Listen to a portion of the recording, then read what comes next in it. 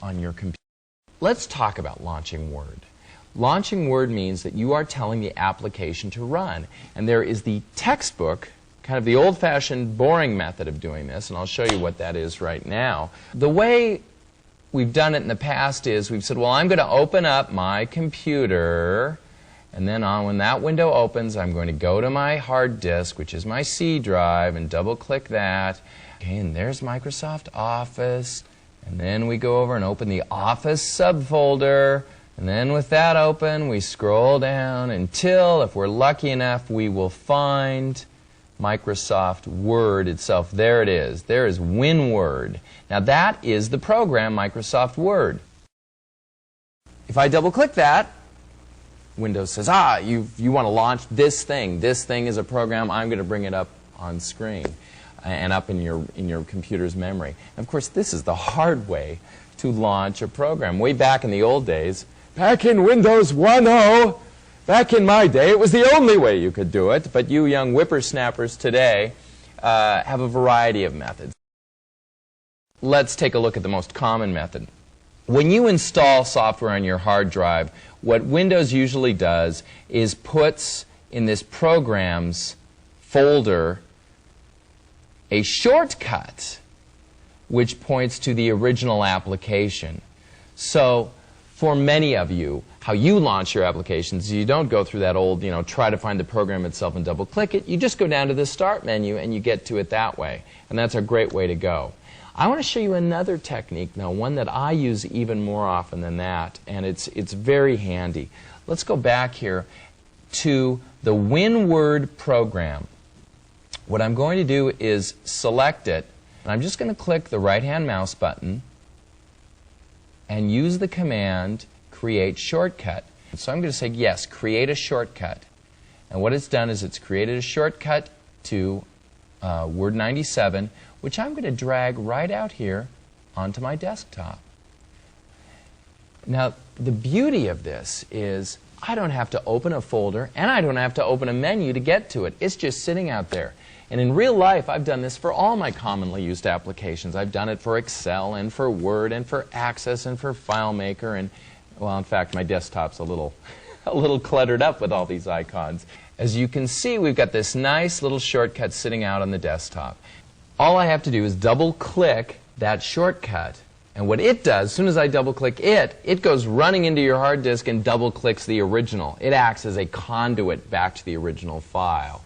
So it's just terrific, because if you put all your applications that you use frequently out there on the desktop, they're very easy to get to.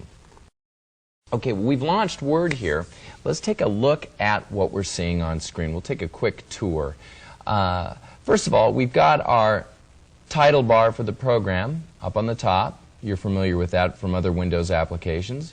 We've got our menu bar here with, of course, all our menu commands are located here. Then we've got the toolbar area. Now, Microsoft Word has got a bunch of toolbars that are available to be up on your screen.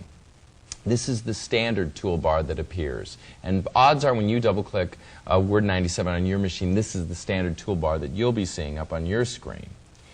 This standard toolbar, the one that sits right underneath the menu bar, contains buttons that frequently act as shortcuts for menu commands. It's just an easier way to access a menu command without having to go up to the menu and find it. Now, sitting right underneath this, the standard toolbar is the formatting toolbar, and that's this second row here. And this toolbar lets you, as you can guess, change the formatting of the text. What the engineers at Microsoft did is they said, okay, we've got all these different toolbars available. We're going to put up as a standard procedure the two that seem to be the most popular, the ones that contain features that most people want to use. Okay. Underneath the toolbars here, we have the ruler. Now, the ruler does a number of things. Primarily, you're going to be using the ruler to control what we call paragraph formatting. A way of, really, an easy way to think of it is how text is positioned. So that's a very useful thing to have up. Underneath that, this blank area down here is our document itself, and that's the document window. And that's just simply, of course, where you're going to be typing and entering text and editing text. Now, one of the things you'll notice when you first launch Word 97 is a funny little character appears in the lower right corner of our screen here. It's this little guy. He's called the Office Assistant. We're going to talk about him in more depth another time. I'm going to put him away for now. I'm just going to click his close box, and that will send him back up to the toolbar where there's a button we can get him going again. Okay, down at the bottom of the screen, the very, very bottom has got the area, the status area. And this is a useful place. It lets us know what are we doing, what's going on. And there will be times where you're working in Word and you'll think, you know, things aren't working the way they're supposed to be, what's going on? And often referring to the status area, it'll tell you, hey, you know, you're doing something right now like a search and replace or whatever. And it's just a great way to know what Word is thinking about at the moment. Over on the left side, we've got our different viewing mode buttons, and that's just, again, Microsoft Word has different ways that you can look at the document that you're in.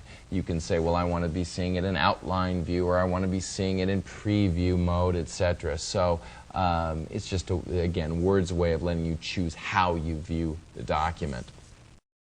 One of the